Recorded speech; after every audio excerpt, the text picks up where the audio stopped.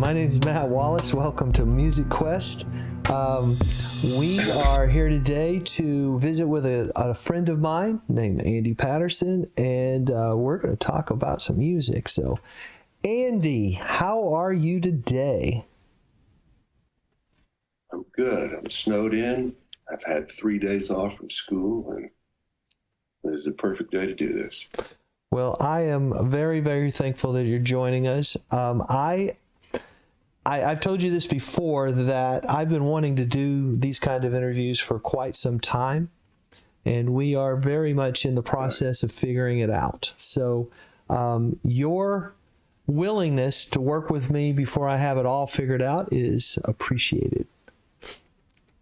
So you and I met in the 80s at a university in Abilene, Texas. And I was from out of town, and you actually lived in Abilene. So tell people a little bit about where you grew up and a little about your early days, so they have an idea of who they're talking to or who they're listening to. And just a little bio update.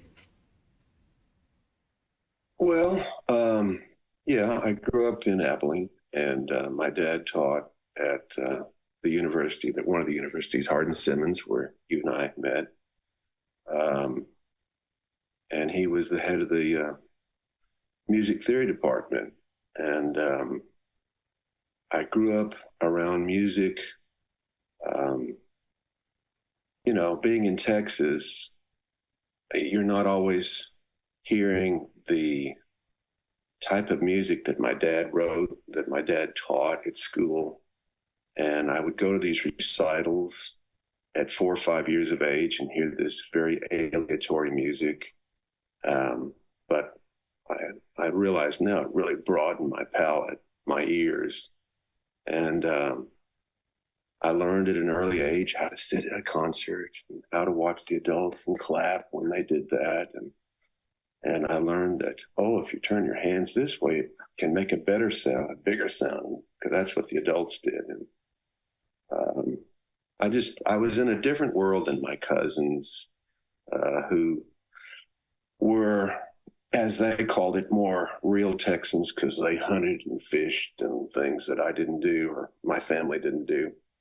And music was just a part of my life. Show business really was a part of my life, because my dad had been in vaudeville as a kid and had been an extra in the Little Rascals. Actually, it's when they got a little bit older and weren't quite as cute. It was called Our Gang Comedy then.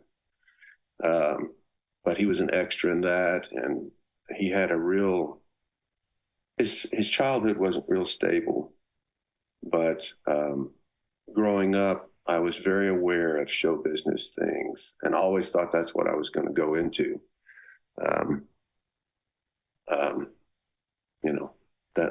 That's the world I grew up in. We didn't go on a lot of vacations.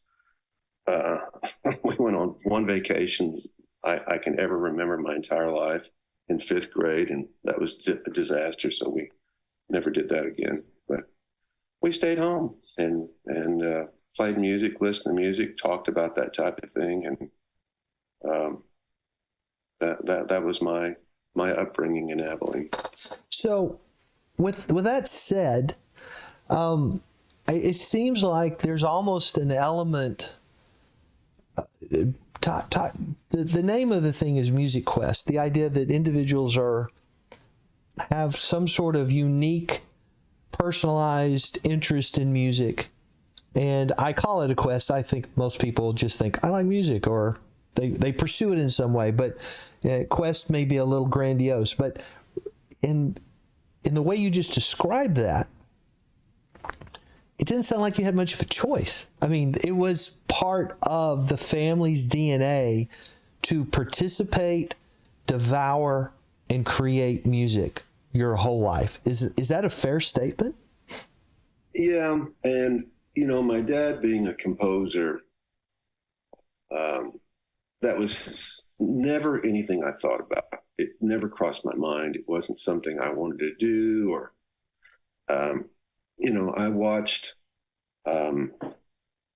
I never really thought about being a comedian per se, but I liked funny people, and I liked that. I liked the whole. I loved watching Laugh In as a kid, and thought, oh, I could be a part of that someday. Or watching SCTV. I don't know if you remember that. It was kind of Canada's answer to Saturday Night Live. But I started doing some things in late high school and college. I wrote a commercial for, I don't know if you remember Pizza America. It was a beloved pizza place when I was a kid. I do. And I got to know the owner, and they were real Italians, and the father hardly said a word, and made his own wine to put in his sauce. And I just fell in love with this place. So I wrote him a commercial, totally unsolicited. And I showed up the night before Thanksgiving and said, hey, I want to do a commercial for you. And he looked at me and like, what? I said, I want to do this commercial. And he told me a few things he wanted in it. Say that we have spicy pepperoni and sweet whole milk mozzarella. Okay. So I did a commercial for him. And then I was doing other things like that too. And one day it dawned on me, I thought, I'm writing music. I guess that's what I'm doing. I never aspired to do that, but I'm doing that. And it's kind of like a path that you didn't choose, but it shows you the way to go in life. What's interesting to me, watching you, listening to you tell this story, is that people who don't know you see a very, very serious, somber individual telling stories about the past. And you had talked about comedy and stuff like that. And when I think of you, there is definitely funny stuff rolled into that. And yet I'm introducing you to an audience of people who are like, really? Because this guy is serious. So, I mean, I'm going to change gears briefly along those lines. You've been a serious educator, teaching for 30 years, right? And do your students see you as Mr. Serious Music, or do they have the fun version that I'm thinking of? Yeah. Most of my kids don't really know. Because you try to present the adult side to the kids, and a class that I really get to know well, like a few years ago, I had a student, and when I'll tell a story, sometimes I'll go into that voice, not even thinking about it, because that's how I have always communicated. And I had a kid say, Miss Patterson, you need to be on the stage. You need to be doing a comedy store. And if you do, I'm going to go see you. And I said, all right, well, I'll have a table for you up front. There's definitely a mask or a persona that I've learned to show, because both my parents were teachers, and you learn that you need to act a certain way in public and whatever. And I guess I wear that mask pretty well most of the time. Music is incredibly broad, deep, consequential, seriously impactful on our world. So it's as we work on this particular podcast, these interviews, I won't be limiting it to people like yourself who are composers, musicians, people who make music all the time, even though that will be a lot of them, but people who have amazing album collections, people who are just appreciate music on lots of different levels. So that's the scope, and it's a pretty broad scope, but it does have to do with people's individuals' experience with music. And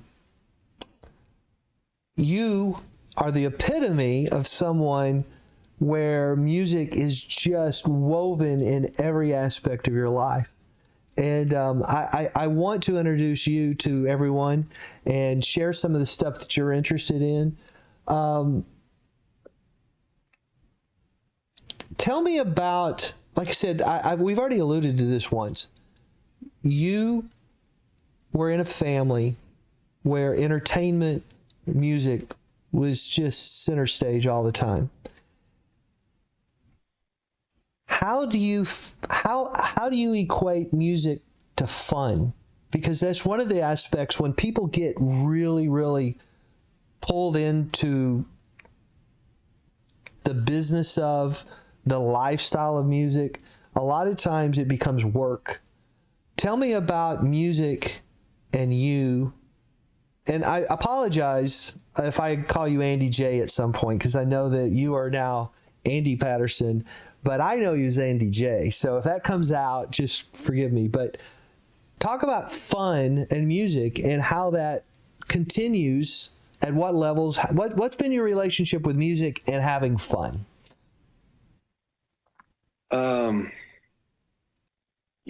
Playing professionally or semi-professionally on the side, there are times when you have, like, I don't know if you hear in the background, my wife is practicing in the back for a Abilene Philharmonic concert this weekend.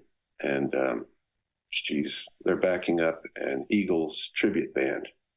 So I've heard her in the background playing "Life in the Fast Lane," doodle doodle doo, doodle doodle doodle. There's times when you have to. I've just learned over the years, you've got to approach it as a job, and it may not be the most fun thing you're doing, but you have a responsibility, and you're getting paid for it, and you do what you're asked to do. But of course, the best of both worlds is when you're playing and you're having fun, and you walk home at the end of the night and say, "Wow, I got paid for something I enjoy doing."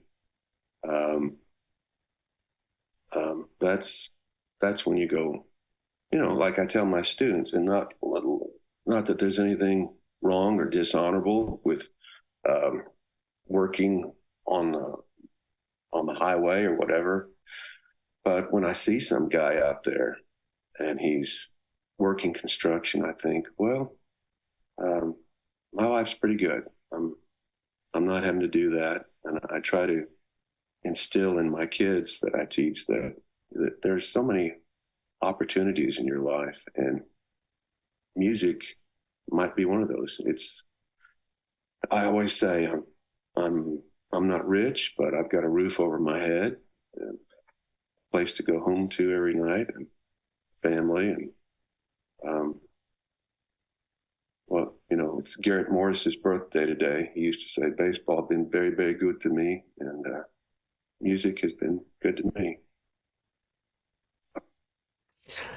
I appreciate the answer. I heard in your story, I heard in your answer, though, there's more of an appreciation, an enjoyment, a blessing, gratitude in that answer. Now, I'm going to go back and just say now, straight up fun, like something. Do you have some musical memory that you were like, had more fun than you ever dreamt you could have? I mean, that could be in band or back in the day, or some funny story that is different than enjoyment and appreciation, but is just straight up digging this. When I was playing, or something just music related. Witnessed. I quote this a lot. I always, my dad had 5 degrees, had 2 bachelors, 2 masters, a doctorate, and worked towards a second doctorate that he never finished. And the rules of music were in my house. What was proper, what was the correct way of doing things. But at an early age, they were showing the Monkees reruns. And I always say that Davy Jones and Mickey Dolenz taught me harmony. because I heard Davy singing right here, and Mickey was in this groove above him. And I thought, oh, that fits. And he's found how to do that. And I didn't know at the time, but Mickey's singing a third above him or a fifth or whatever. And, I used to work this orchestra camp at Hardin Simmons. And it was a highlight of my year. It really was. Worked with these great kids from all over. There was one of the violinists, his father was in the oil business in Midland, and he had a $500,000 Guarneri violin that he played, high school kid. And all of the faculty were these pedigreed people from Harvard and Juilliard and Eastman and Curtis Institute. And my joke has been, and me, the public school teacher. And they asked me, or we were all supposed to talk to the camp kids one night about our experiences and what music's done for us and what careers it might open up for you. And they talked about, when I was at Juilliard, I did this, blah, blah, blah. And when I did this. And I told the kids in front of all these faculty members what I just said, that Mickey Jones and Davy Jones really taught me harmony. And I got these looks from some of the professors. And afterwards, one of them said, Andy, I'm not sure that we should be admitting that. And I thought, why? But it's true.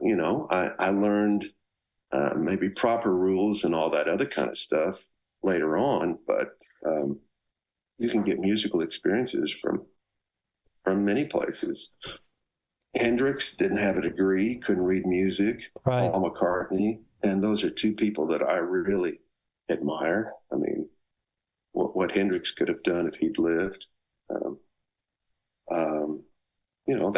That's what I call it, the gateway. That's the path that set me on. And to this day, I mean, I've been to a billion concerts, but one of the most fun concerts I've ever been to was the Monkees at the ballpark in Arlington in 1986.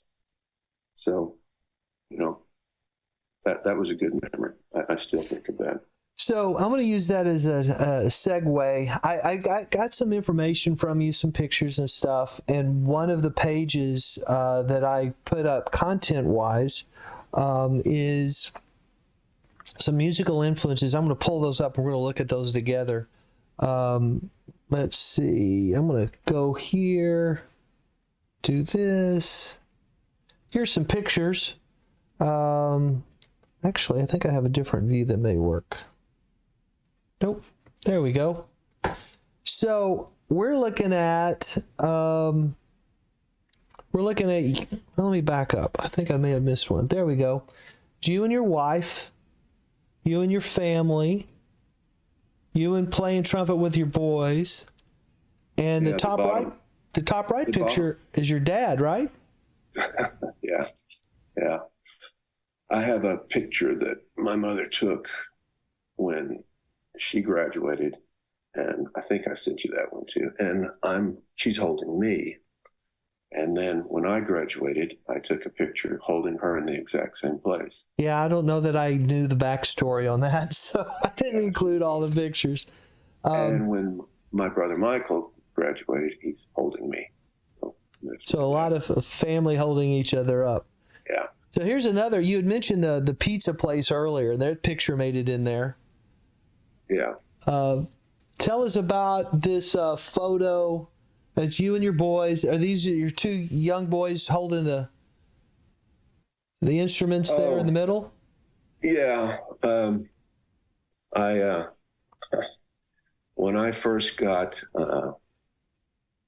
some pieces published that public school orchestra and band were playing, I had a friend come out, asked me to come out and work with their kids. And my joke always was that I have two starving children and that I need people to buy my pieces. So I had them sit on the edge of the wharf when we were someplace and hold some horns. And I said, look sad. And every time I go to that school, even though they're 12 years older now, he shows that picture every time I come and and he does a piece of mine at his school. Well, tell me about, so you got you and the Cowboy Band. Is that picture in the middle next to your boys Right. back in the day? I don't think we're going to have time to talk about the world famous Cowboy Band, but that would be a whole nother podcast. So tell me, what's the picture at the top where all the players lined up? What is that? You're on the far right, obviously. Yeah, that's a group I play in. Again, it's another one of those situations where these are all of these guys are fantastic players that most of them teach on the college level. And it's a group that we play in. There's an organization called the Trumpet Guild, which has chapters all over the world. And everybody is free to start their own group within. And that's the group that we started. And we played at the Trumpet Guild convention twice now. And that right there, it was at the Church of the Heavenly Rest in Abilene. And we played a piece that I wrote there that day. And, fantastic. I feel lucky to be a part to be around those guys. All right, so you brought up some of the influences. I wanted to get to this page. This was the page I was trying to get to. So the people who are chatting right now on Twitch who are watching, you're welcome to take a look at this list and maybe type in some, and we get Andy to comment specifically on ones that you're interested in. But, I mean, first of all, you have John Williams. Oh, you have Hendrix, John Williams, Little River Band, Tony Bennett, and Zeppelin all lined up right there. And that's just a subset of a very interesting list. I love this list. Which ones on here do you feel like are the ones that you might need to explain a little bit, or you have some specific story that you like to tell about? Because I think this is a great list. Well, I've got from the trumpet player list, Maurice Andre, who was one of the greatest classical trumpet players ever. Maynard Ferguson, who was, a great jazz player, Chet Baker. And then, with Van Halen, that was something that we discovered. I always say classical music was kind of verboten in my house. My dad didn't like it, didn't understand, didn't recognize it. And the cartoon, it's an old, it was before they were Looney Tunes, Merry Melodies, where the owl that wanted to sing and the father wouldn't. Do you remember that? I love to sing about the moon. And yeah, the June definitely. I know that one. I love to sing about a sky of blue and tea of two and ba-ba-doo-ba-doo. And the German father says, I will have no crooners in my house. And that's kind of how my father was. And I really related to that cartoon, and I don't think I realized it until later in life. But my brother Michael brought home a tape in fourth grade. I guess I was in seventh or eighth, of Van Halen, and played Spanish Fly and this kind of pseudo classical piece that Eddie Van Halen did on a classical guitar. And we kind of had to listen to it up in his room secretly. And my brother said, his name is Eddie Van Halen and his brother's name is Al. And they're brothers, and they do this type of music. And I don't know what that was. I just kind of opened a door of, oh, there's other music in this world. And Van Halen was my go-to rock and roll music that we listened to. When I was in high school, there was this one kid that was a huge Van Halen fan, and in my world, that was the devil music. And really? But see, the problem is that I didn't know anything about it. And the very first cut on the very first album is "Running with the Devil." So there you go. There's that. But I really didn't know anything about it. I just knew that this one kid had Van Halen posters on his wall, and I was like, wow. And then later on, I became quite a fan. And in spite of the title, I still think Running with the Devil is on par with the Hallelujah chorus. Have you heard this story from me before? Because I No. think they're obviously different, but Right. they are both quintessential true to what they are. Right. They are just fantastic representations of what they are trying to accomplish musically. And the Hallelujah chorus is amazing. And that first track on the first Van Halen album that's rock and roll. And Right.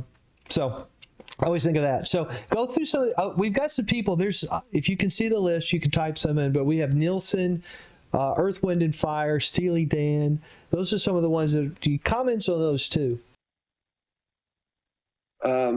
Well, I'll go back to Mel Torme. Um,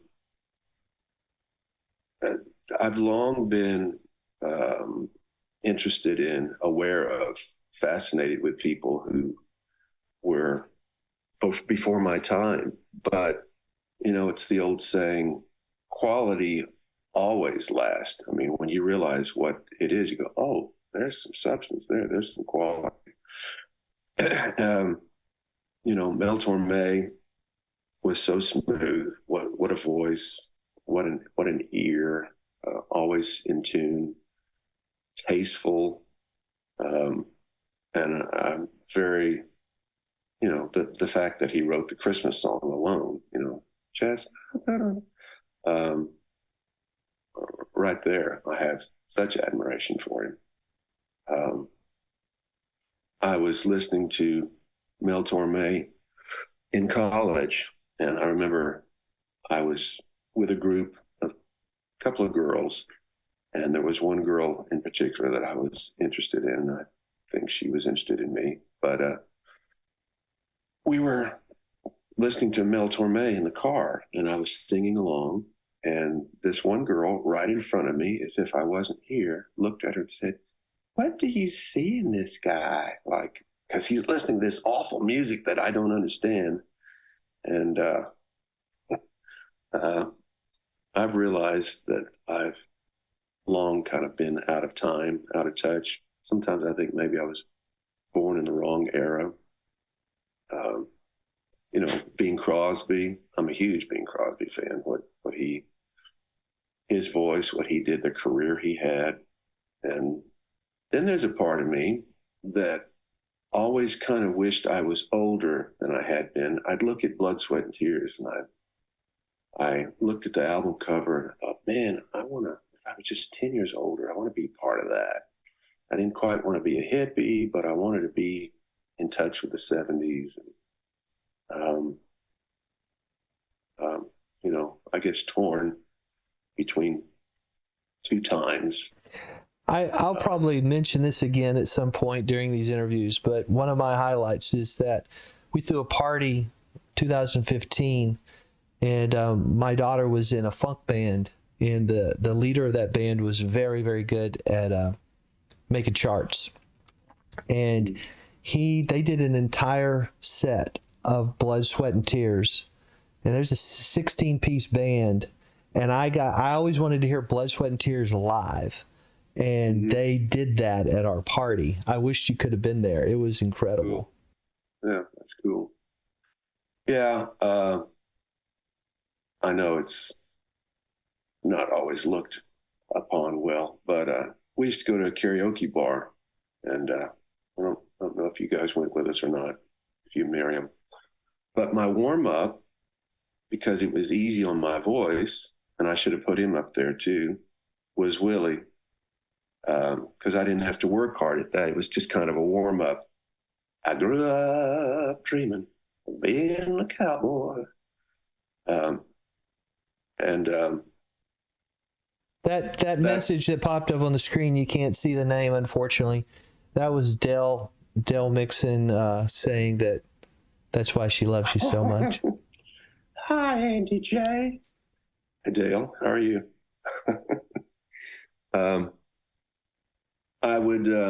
I'd do Willie, and then you had two or three warm up songs. And then I'd go into Davy, and I would do Daydream Believer. And then I would usually end the night with Blood, Sweat, and Tears after I'd done my big number, because by then I could do David, his name David Clayton Thomas, what goes up, which would tear my throat up. And but yeah, I have a pretty eclectic. So mentioned earlier, Nilsson, Earth, Wind and Fire, Steely Dan. Tell me about some of your favorite Nilsson stuff. I didn't discover Nilsson till I knew Nilsson as a kid on The Courtship of Eddie's Father. People, let me tell you about my best friend. I knew that was Nilsson, but I didn't really discover him until later in life. In fact, the first band director I worked for, and he'd be a great interview for your show here. His name is Lucky Floyd from Seagraves, Texas. And Lucky was a old cowboy guy, and his band director was Bill Woods, who eventually went on to Hart Simmons. And Lucky was kind of a local star growing up, and he was in a band called Red Wilder Blue. And he started a family, and they had they moved to California, and he would play in a club every night where Mac Davis and Lee Majors and David Carradine and Ryan O'Neal were. And Lucky was a real character. And he'd say, Lee Majors liked me. He laughed at all my jokes, but he called me Rocky. I said, did you correct him? He said, heck no, I ain't going to correct a $6 million man. But anyway, Lucky's group, Red Wilder Blue, was real close to getting signed until a group that called themselves the Burrito Brothers at first and eventually became the Eagles. Warner Brothers decided to go with them. But anyway, I worked with this guy. And after his dreams of being a rock and roll star didn't come out, he became a band director. And we would talk music all the time, and he introduced me to Nilsson. And in fact, my first year in Monahans, my second year teaching, that's kind of the soundtrack of my life that year, listening to Nilsson Schmilsson and the other album, a little more Nilsson. And again, somebody that you realize, wow, there's some quality here. This is before my time, but big fan. And you hear it all the time. They use Nilsson stuff. What is it? Have you seen the show it's about an alternate time? What if the Russians got to the moon before we did? Yeah, I saw that. I can't remember the name, but I did see that series.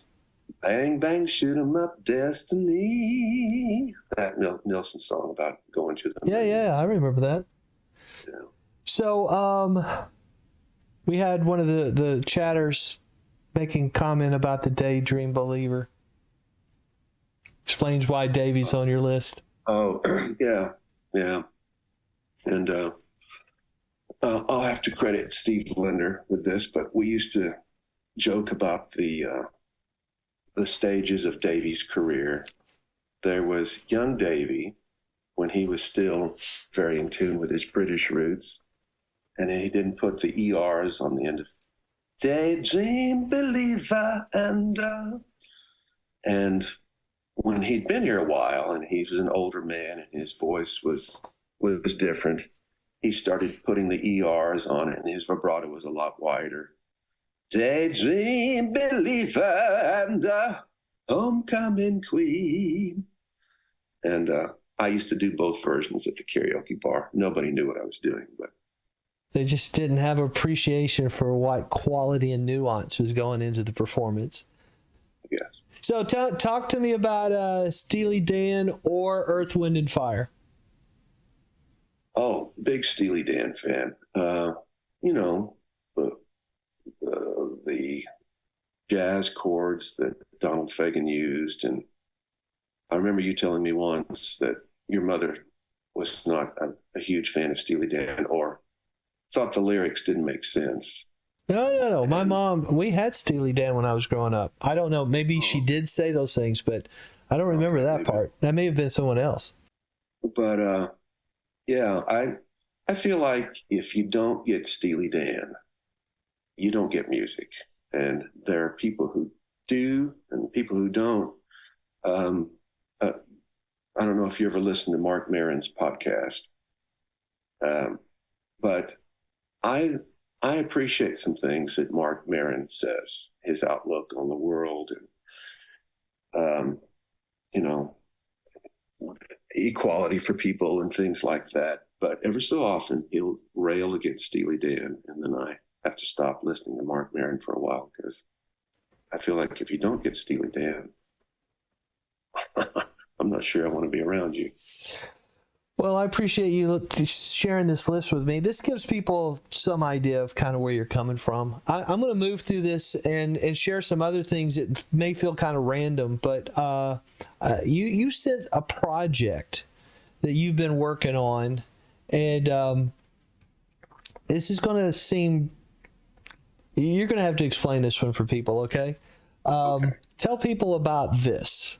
Okay. So when my boys were little, uh, and we had read every Dr. Seuss book in the house a million times until, I had them by memory. They were getting tired of what we had. So I started making up my own stories. And I have 3 or 4 little things that and they kind of took on a life of their own. Um, and my oldest son was just starting to become aware of what school was. I mean, my kids learned how to do school: show up, do your work, stay out of trouble, come home, eat peanut butter and crackers, and watch Gilligan's Island. That's what school was to me. And when my oldest was 6 or 7, a friend of his was going to summer school, and they could not fathom this. Summer school, what is that? That sounds awful. And because summers is what it's all about.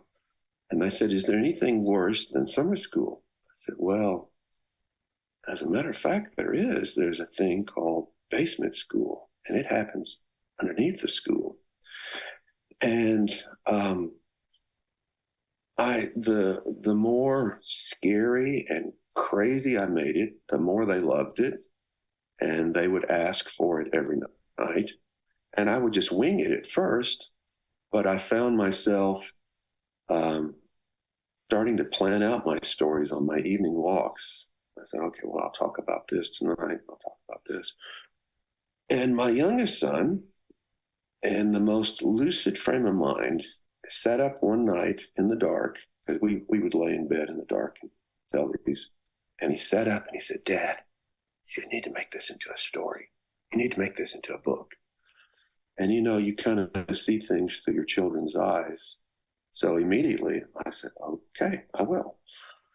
And I started working on it. And my brother Michael, who's an artist and a musician too, he does a lot of freelance stuff these days, portraits and commercial art. And I told him, "I want you to do this." And it's about these kids who are whisked away, taken away because they didn't do the right thing in school. And, it's kind of a cautionary tale, like Little Red Riding Hood or whatever. If you don't do this, this is what will end up. And I would tell him, "I want you to put the kids in this situation, and they're under the school, and this school exists all over the world. It's underneath every school." And I said, "I want you to put the kid underneath." And then I would look at the pictures he would send me back, and I said, "Wow, he did exactly what I asked. Uh, this is pretty dark." And then we thought, well, is anybody going to want to publish this? And there's kind of a dark slant on things these days. Most superhero movies approach things in a darker way. And then I had people say, "Well, you're not going to find a publisher." Well, right away, I found two publishers and had to really kind of choose between the two. And I found a woman who has a publishing company in Stanford, Texas, of all places. And she's two or three doors down from a house that used to put us up after we would do the parades and the rodeos every year. And I've been doing the rodeos in Stanford now for 30 something years. And there was just all these things that fell into place that she knew these people, I knew these people. And she runs the newspaper there in Stanford. And it's incredible the stable of authors that she's got underneath her publishing house roof. And she kind of got what we were doing. She said, "Hey, Andy," and she's a little small town. She reminds me of my mother in a bit. She says, "I think you got something here. It's weird and it's dark, and but I think teenage kids are going to like it." And she's been working with me on it. And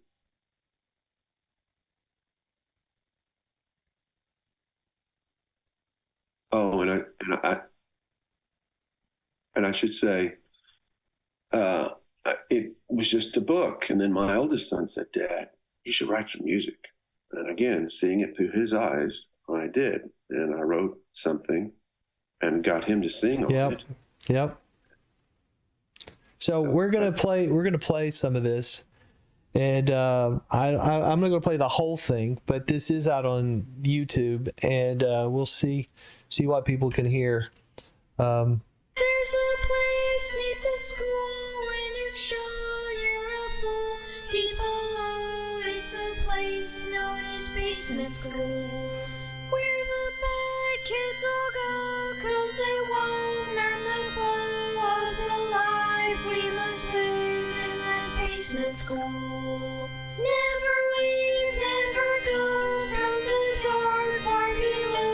There you stay, there you are, down in basement school. Torment pain in a place where they don't know your name, they don't care. Just be quiet. You're in basement school. You're in basement. Here I wake up in the darkness. Heart stone cold floor. Oh, where am I? You're in basement school. And figures in the shadows around us. Yeah. Yeah, I know. And when I look at the images, I think, wow, this is really dark. There's kids in a basement. But there's a humor to it to me. And there's a humor. It's so awful. They have to go to the bathroom in a poop bucket, and there's one person assigned every day that has to be in charge of that. And these are things that my kids just loved. They thought it was horrible, but they loved every time I would come up with something like that. And as I said, her name is Callie Metler, and she's been really great to work with, and she thinks we have something. And it may turn out to be nothing, but it's been fun to work on. And when I listen to my son now, whose voice is lower than mine, he's 16, that's kind of a record of who he was at 9 and 10 years old. Well, it's definitely the laughing and the cackle and the deep voice is vintage Andy J. Well, there's some of that, and we're developing a website. I've had a habit of I've had pneumonia 3 times, and they found out that the school I was working at had air quality issues, and there were some, I won't even bring that up because there was some legal stuff. I don't know if that's what brought it on or not, but when I had pneumonia, like I said, I walk every night. And on my late night walks, I would get my phone and record myself doing these laughs when I had all of this stuff in my. And we're using a lot of that. I mean, you use what you got, And You created your own sound library, basically. I did. We got some good stuff. And, early on, she asked us to to secure a domain name for the website, and there's nothing there now. If you type in basementschool.com, it says nothing here yet, but we're planning on doing that, and we want to have different parts of the catacombs and to get the book and a link to some other things, but every so often you'll hear in the distance and other scary things. And well, like I said, that in my book, that's vintage Angie J. So good on you for taking the effort to actually take that idea. That's the other thing. Talk to me, man. Talk to me. Another part of that, aside from having pneumonia 3 times, I've had 5 kidney stones. And I sing one little quick line of the evil, scary teachers down there that we've purposefully haven't given a name. I don't want to do midichlorians like Star Wars. There's some things I want people to just kind of figure out on their own. But I went down. Do you remember Dick Shotwell? I know the name. Yeah. I know who you're talking about, but not personally. His grandfather, Shotwell Stadium, P.E. Shotwell. But Dick and I have been doing recording projects for years. The Pizza America spot. But hold it. I do know Dick. Okay, yeah. I remember who it is now. Yeah, the Harold's Barbecue spot and some other things that we've done. But I was going down to his house. He lives in Austin. And I was going to lay down my track, and my son Adam was going to put another layer, one more layer. And I know the symptoms now. I know the signs. You feel this burning in your back where your kidneys are. And I knew another one was coming on. And it gets to the point where you're shaking and you can't do anything. And I said, let's get this real quick. And he didn't know why I was rushing it. And I thought we were down there for the music convention in the summer. And I thought I could get back to the hotel, drive back to San Antonio. I don't know what I thought I would have done once I got there. But I got about 4 blocks from his house, and I said, I need you to take me to the hospital. I'm having another kidney stone.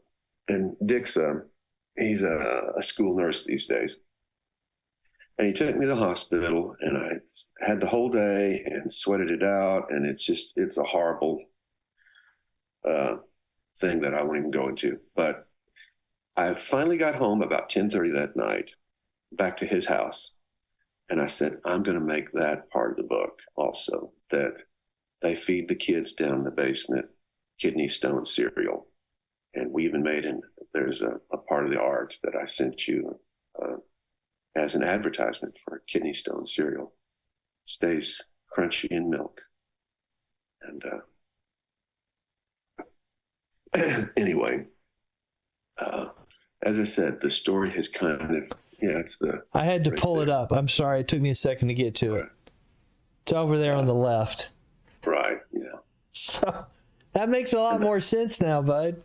Yeah, that's the last page in the book. But anyway, it's kind of grown and evolved as we've gone on, and it's taken on. I know that Music Quest isn't about this one project, but I knew that was something you're working on. It has the musical component to it that's been added, and it is uniquely Andy Patterson. That I just there you go. Everybody needs to know that. So we've got some interesting comments on there. Dale was saying it sounds something like the Mixon kids would have loved. Because some other people saying it's kind of fun. So you mentioned Dick Shotwell, and I put together a collection of audio clips. Well, you sent them to me, but I put them in here so that I can bring them up on the screen and we can look at them and play them and listen together. And once again, I think that there's a chance that some of these you may not be able to hear exactly, but the tracks coming and going. So you have them in the order that you got them? I just randomly put them up there, dude. There's no particular order. We can go to any of them. We don't have to listen to all of them. I just thought they would be good to have access to if some people could hear some stuff. Well, if you've got, you don't have the Pizza America one up there, do you? I don't remember that being in the list. Oh, okay. Well, the Harold's Barbecue, we actually got Harold, to sing on that. And he came over to our house, the old house on Swenson Street. And we'd already laid down the tracks for him to sing on, the rhythm tracks. And he was standing in our living room.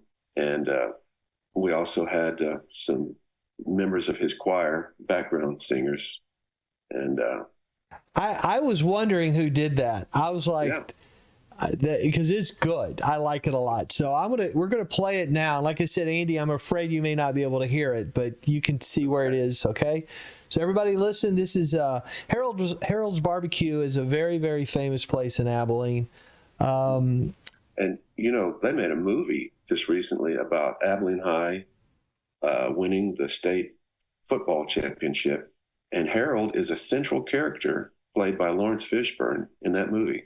You are kidding me. I had no idea. Lawrence Fishburne. And I have to admit, it's not a great movie, but just to see Lawrence Fishburne is like a guru to them. And evidently, the way the movie spins it, the Abilene High football team went to Harold's place and Harold's Barbecue exists underneath Shotwell Stadium in the movie. That's not right. No. And they'll go to his place, and he gives them a pep talk because he's an Abilene boy, but he sings for them, and evidently Fishburne, he looks a lot like Harold. He watched some videos, and Mel Gibson's son plays the football coach. Anyway, it's not a great movie, but it's fun to watch just for that. The thing I remember about Harold's are those little Tupperware containers with the different levels of heat when it came to sauce. And those things look like they were corroded in like battery acid. Well, they had a thing, it was on the menu called Damn Hot Sauce. And it was in Tupperware for years, written in magic marker on the Damn Hot Sauce. And it was my favorite thing to get. I would slather it all over my food. I would make tunnels in my potato salad and put it in there. I miss that. I really do. All right, we're going to listen to this together, and so we know what we're talking about. This is a commercial that you wrote, produced, and actually recorded Harold singing, which is fantastic. All right.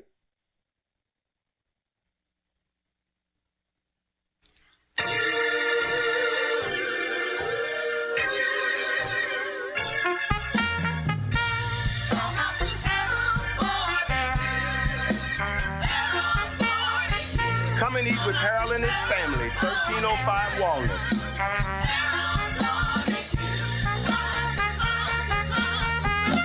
Harold's Barbecue.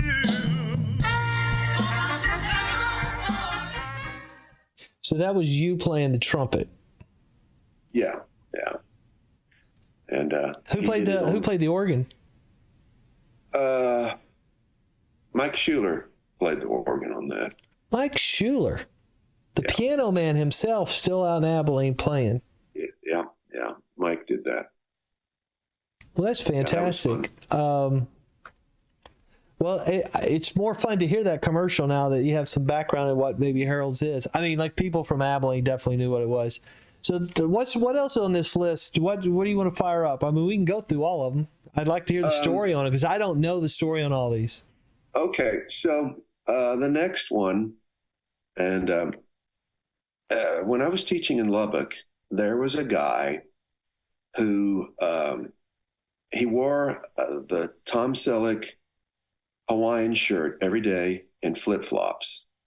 And he was kind of a self-made man.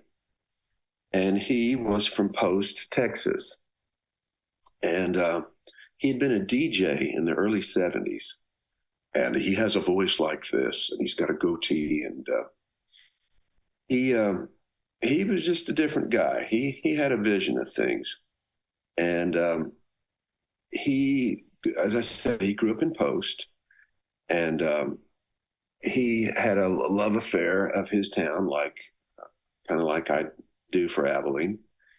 And if you know the history of Post, Post was founded by C.W. Post, who did Post cereals, and he he's like a McCartney or Hendrix. He doesn't read music, but he can play piano, and it's amazing to hear what he can do.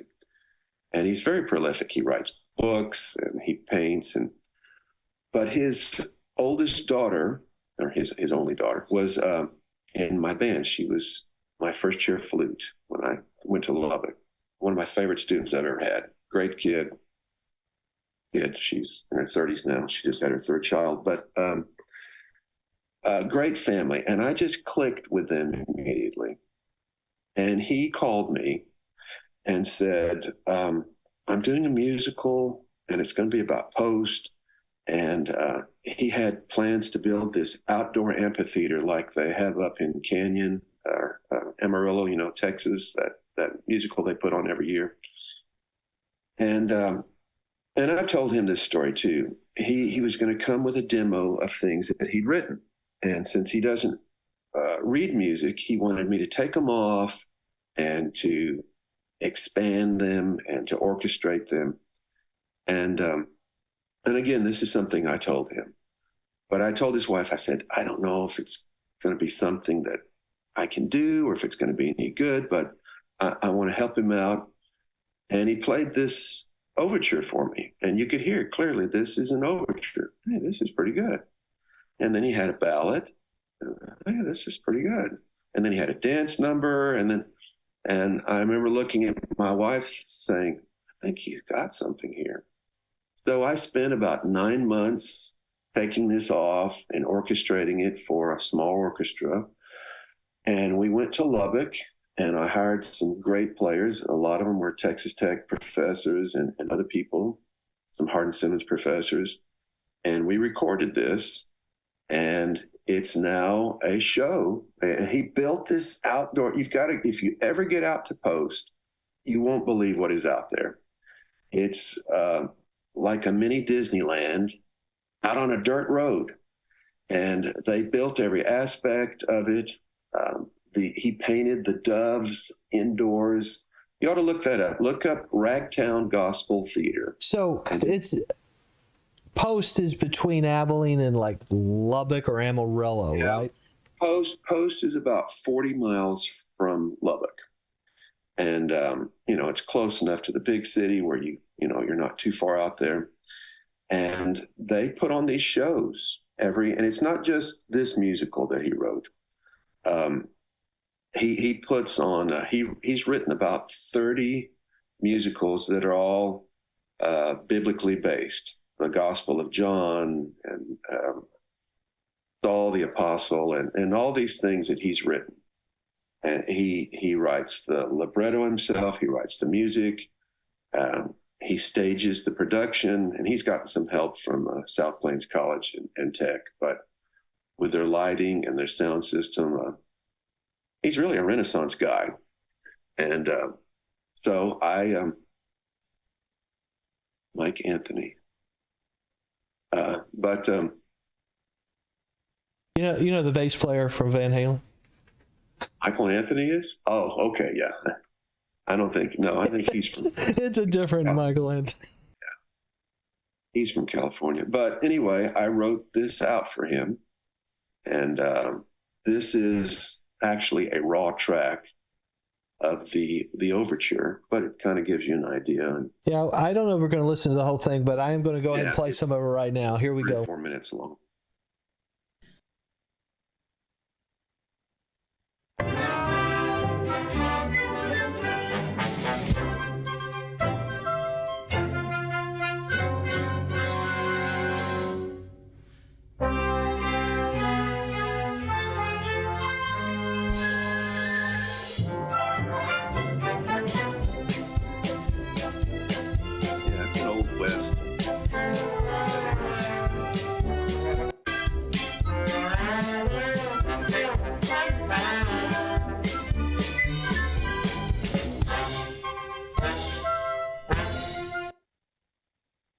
That definitely makes me feel like I'm at Six Flags waiting in line for some ride.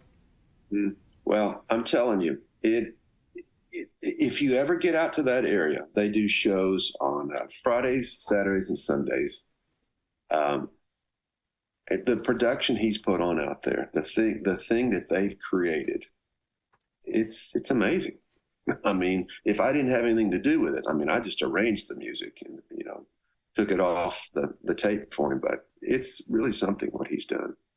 That's incredible. Okay, so we got a couple more. Anyone you want to go? You just going down the line? What do we got? Okay, well, for about 15 minutes, Abilene had its own farm club baseball team, and it was called the Abilene Prairie Dogs. And my brother's wife, father, was working for them at the time, and he said, "Hey, we need a jingle." And I'd already done the Pizza America one, and I'd done the Heralds, and so that's all this is. And this is something for the Abilene Prairie Dogs that I think lasted about 2 years. So you did the voiceover on this one, though, right? I did the voiceover, and I wrote the music, and I played on it. And Michael is playing guitar on it, and Dick's playing drums, and Now, Michael's your brother. yeah, who did all the art. All right, let's listen to it.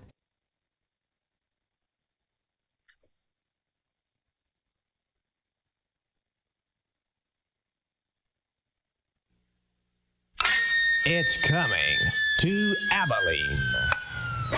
Minor League Baseball is coming to Abilene May 19th when the Abilene Prairie Dogs take on the Amarilladillas. Opening night at Crutcher Scott Field on the ACU campus.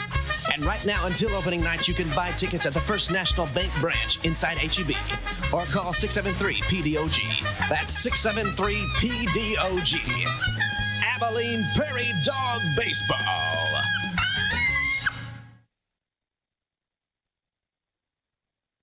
Dude, that trumpet was getting up there.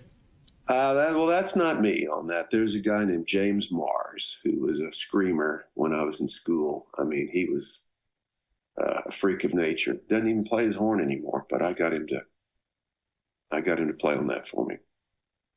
So you have a radio DJ voice, I take it. Oh, I try. I don't know that I do, but I've always loved voices. In fact, voices and music to me, it's all kind of connected. There are things, you grew up in Andrews, but we got all the Dallas stations, and there was a voice from KTVT, Channel 11, the super ones to watch. And that, to me, hearing that guy's voice is like music. That's a part of my childhood, hearing that kind of thing. And I've always loved voices and voiceover, Mel Blanc and Ernie Anderson, Saturday Night on the Love. That's always been of interest to me. So when it comes to music, I always think of you as a trumpet player. But you understand orchestration, you understand music on a much broader level, obviously, as a director, teacher where you are now. I don't know, do you play any other instruments? Oh, I dabble a little bit at piano. And being a band director, I have to be able to play all of the band instruments. I don't play them well, but I can play them enough to teach a beginning student, how to get on their way to what they're doing. And, you were talking about orchestration. As I was saying earlier, I learned all the rules, and I learned, what to do with your voices and that kind of thing. But I also learned that there's a lot of things that I do naturally that I go with that first before I refer back to those rules. As I said, I'm a big Mel Torme fan, and Torme orchestrated all of his stuff, and but he didn't really know what he was doing. It was just trial and error, and he worked at it. But I mean, the results of what he got. And I tend to go, I lean towards that first. Go with what you feel, what your gut is. Again, like Hendrix and McCartney. And McCartney's genius is melody, the hook he can get in your ear. And I don't know if you heard he did some classical music that somebody encouraged him to do. And I remember watching the performance on TV, and the royal family was there, and Diana and everybody. And the mistake that I think McCartney made was trying to be, I don't know, legit or classical, or putting himself, that there was no melody in any of his classical stuff. And I thought, that's the one thing you do well. And I don't hear any hooks, any melody. It's just a lot of droning music, kind of like the music that's the bed of Star Trek: The Next Generation. That's Rick Berman. That was one of his edicts. He didn't believe that any of the melodies, any of the music needed to have melodies, that he thought that was old school. And that, and he had some great people working for him. Ron, can't think of the guy's name. He's the guy that wrote all the Family Guy music. And he's obviously a good composer. He's obviously good with jingles and melody, but they had a standing order. There will be no recognizable melodies or jingles in Star Trek: The Next Generation, which is wrong. I mean, I totally that makes no sense to me at all. Yeah, exactly.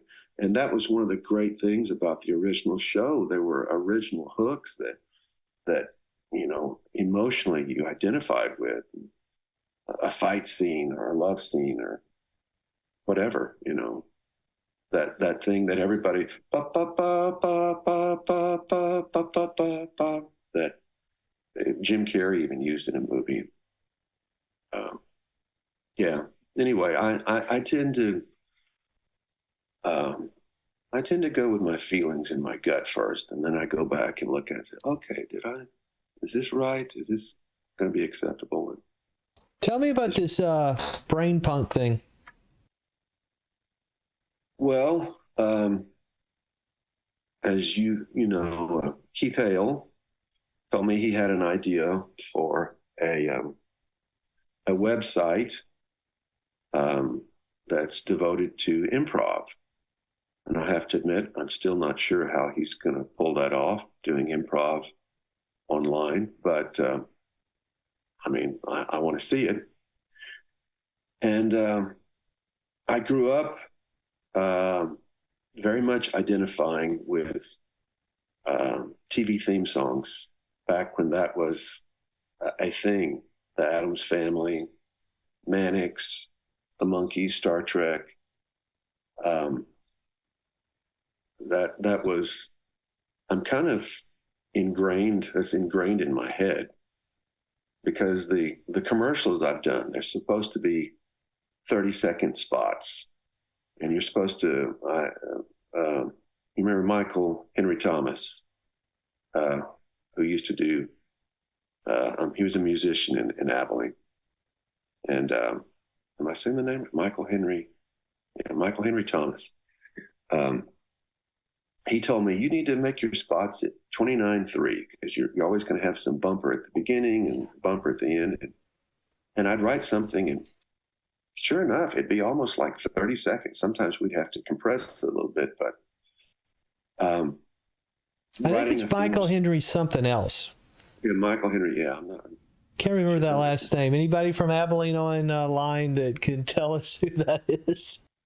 Michael Henry. But I learned an important lesson from him. He had that studio across. It was on Mockingbird, across from Pizza America. And you went in, and there was Coke cans and ashtrays and all these things that you're not supposed to do in a studio. But I learned a lot from him. And in my one meeting with him, he asked, he said, Andy, I've heard that you wanted to talk to me. And because I'd done the Pizza America spot, and I'd done the Heralds, and somebody let him hear it. And I said, well, I'm playing. It was Christmas Eve. He called me, and I had to play at Heavenly Rest that night. And I said, well, I got to play. And he said, well, Andy, we either do it tonight or we don't. And I thought, okay. So I showed up at 6:00, and I squeezed it in. And I've always remembered that. That's a good lesson. Sometimes you got to fit things in. And the hour or so I spent with him was good. And then he was gone not too soon after that. Do you remember the guy in Abilene that was the audio engineer that had the cancer and had the eye patch? No. Looked like a pirate. Super skinny guy. He came over to our apartment, our first recording studio, and was checking out our setup. And he was going, man, you have the perfect bass trap in here. And I was like, what's a bass trap? He's also the guy that taught me the value of mixing down at extremely low volumes. So you do your mix and you have everything turned up and it sounds great. And then when you want to see if you got your relative volumes correct, you just turn the volume down so you can just barely hear the music. And then you could gauge whether or not things were at the right levels, because you inherently kind of know what it's supposed to sound like if it was really quiet. And right. Busby, does that sound right? Brad Busby? Oh, okay. Yeah. Do you remember that guy? Yeah. I don't think I knew him, but I remember that name. Yeah, he had cancer and it had taken one of his eyes. So he was really skinny, had long black hair, and he had an eye patch. He looked like a pirate. And he was super helpful to me early on when I was first starting to engineer. Right. Yeah. Well, let's listen. What else should we listen to here? The Brain Punk one was when you said for Keith? Yeah. He wanted me to do so I have it starts with a tuba. You might have to there's the first 30 seconds that I sent you is not edited. It's my son doing different takes of a little British boy saying Brain Punk Theater. And I remember that. So let me skip. Let's listen to that real quick. Yeah.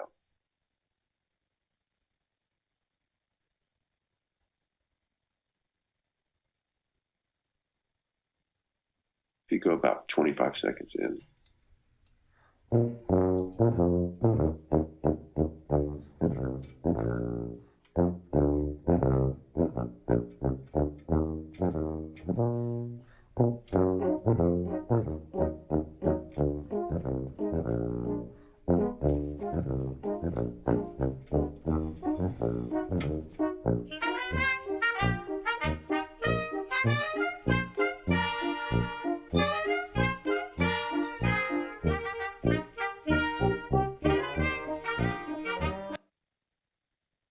So when the second level of horns come in,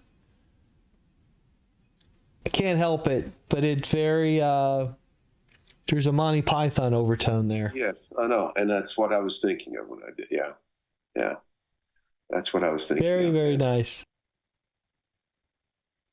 So yeah, that's what that was. So what about these other four on here? Any particular one we want to listen to, or all of them, or what do you have in mind? Well, these the last four are things that I've actually had published. The thing called Te dije, which means I told you in Spanish, is the thing I got published for string orchestra, and probably my best seller of things. So that's something that I've done there. And then there's a thing that I did. I used to work at that Hardin Simmons orchestra camp I told you about. And it's maybe the most different thing that I've written because it has harp and clarinet and flute. And I enjoyed that. Is that the souffle one? No, it's Ailborn, Clemere, and Trefane. Oh, okay. Let's listen to your bestseller. Okay.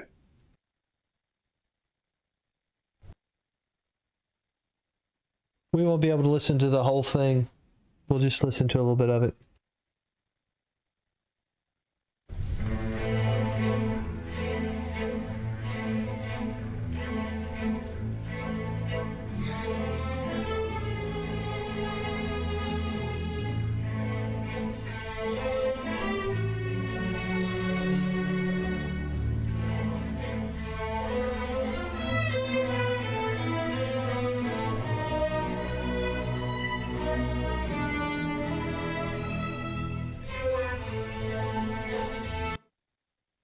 I'm going to do something that's absolutely horrible. Okay. I skipped over some. you pour your heart and soul. When people listen to stuff you've recorded and they're like talking to their friend and they're like, "Oh yeah, I heard it," and you're like, you spent countless hours pouring yourself into these nuanced moments, and then somebody skips over it all. That kills me. So, me doing this, I apologize because I know what it feels like.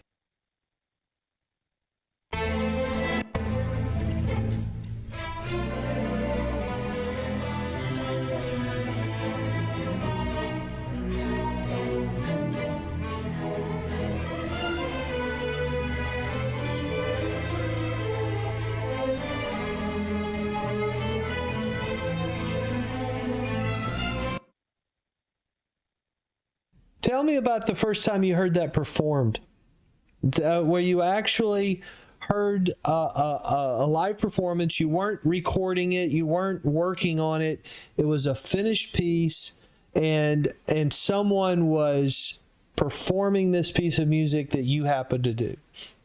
Well, that particular performance there was in Chicago, and we went. There's a huge publishers convention in Chicago, the Midwest Festival, and it's they premiere new works all the time. And we have TMEA here in Texas, but Midwest can rival it. It's huge, and everybody's there. And so a group, I found out a group was doing it in Chicago, and I told my wife, December in Chicago, Christmas, yeah, let's go. And so we went and heard that, and it's very gratifying to hear a great group do it and to be in the audience. And sometimes you hear a group do a piece you've done, and it's not as polished as it could be, but you're always thankful that somebody's doing your works. But when you hear a group that does it really well, you go, wow, yeah. Again, as I think I said earlier, you think, this is my life. This is what I do. I'm able to profit from it somehow, and not even monetarily, just getting to go and hear it. And, that's it's a blessing. It's not. Fantastic. And I'm sure that is super gratifying. So how many years ago, when did you go and hear that?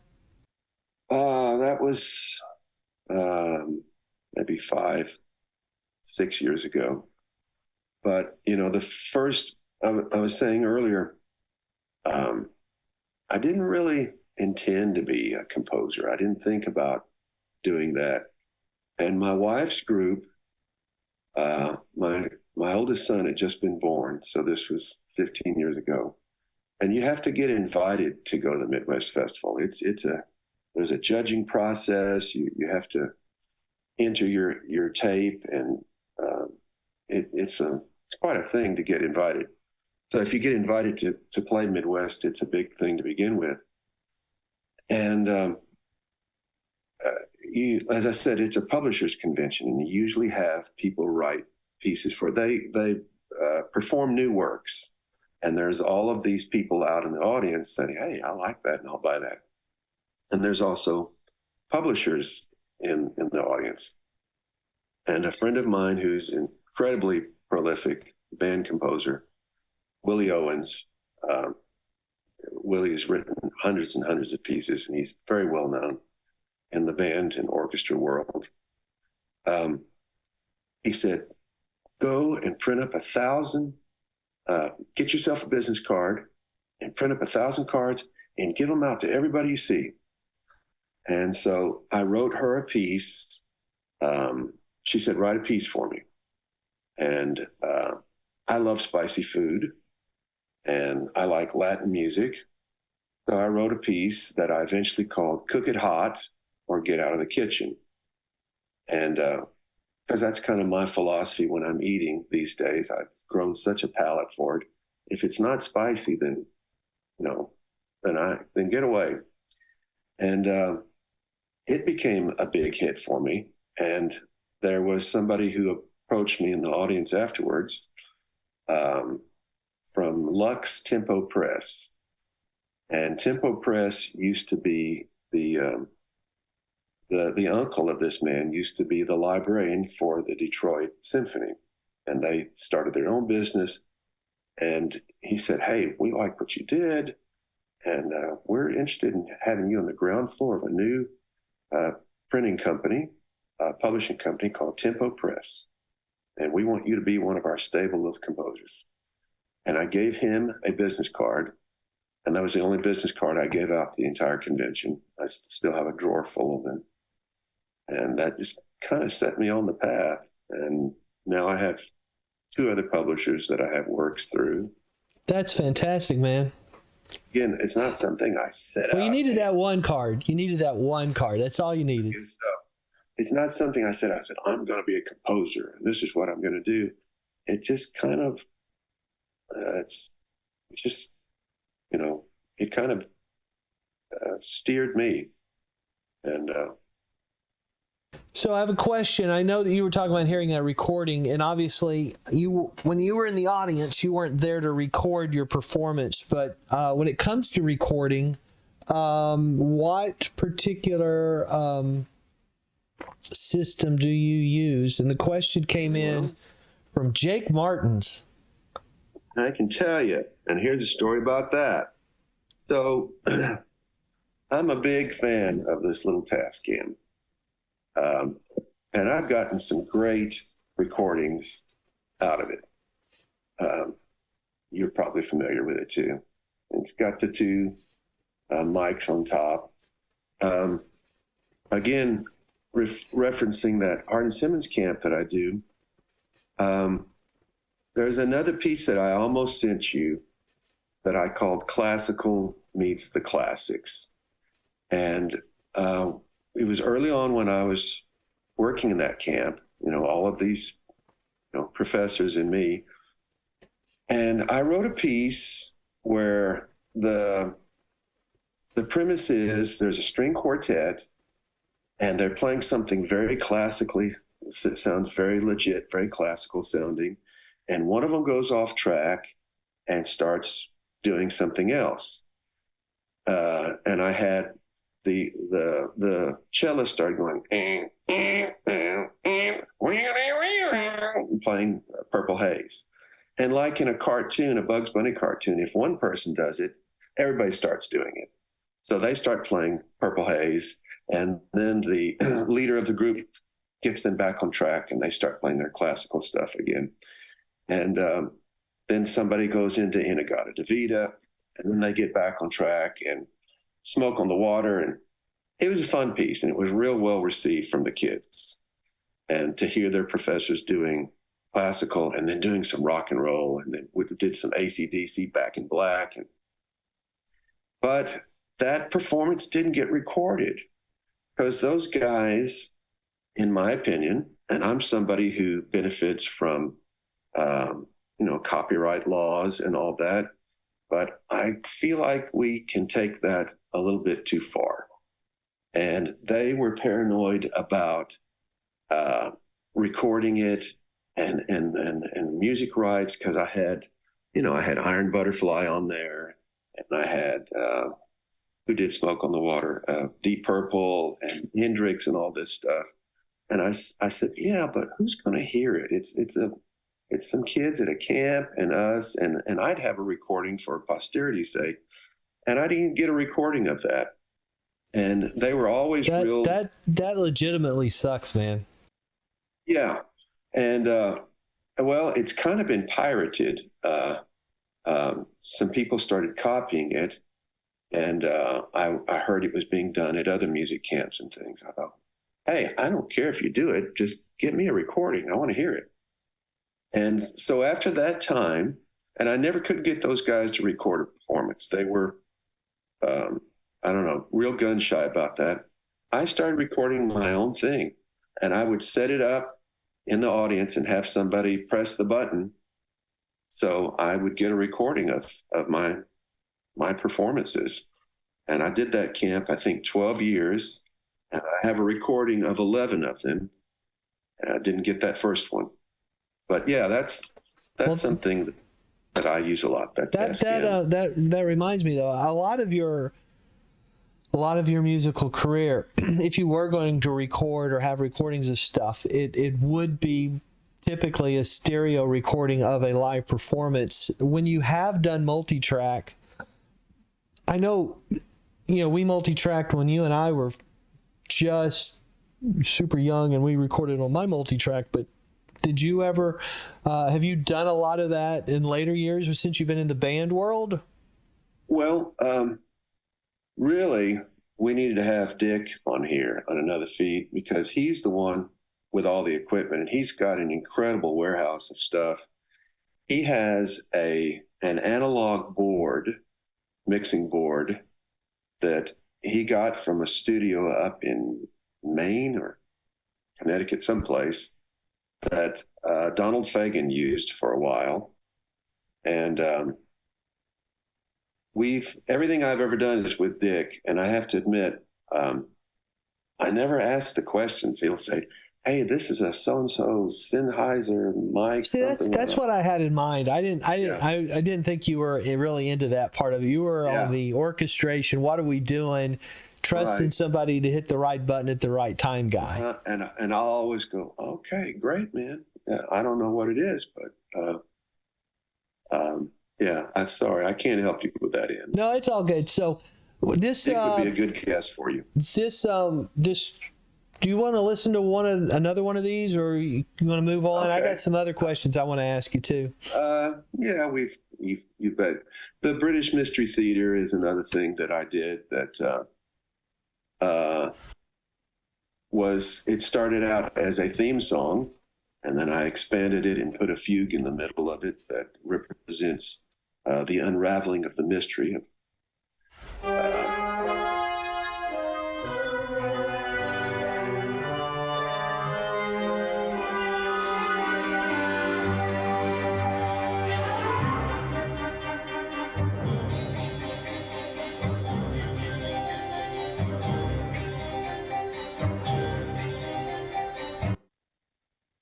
So I got to ask you, is there going to be a problem if I publish this on our episode page on the website that people can go in and actually sit and listen to these things later if they'd like to? Is that a problem? I don't think there's a problem with that. No, Again, I had a big discussion with a guy who has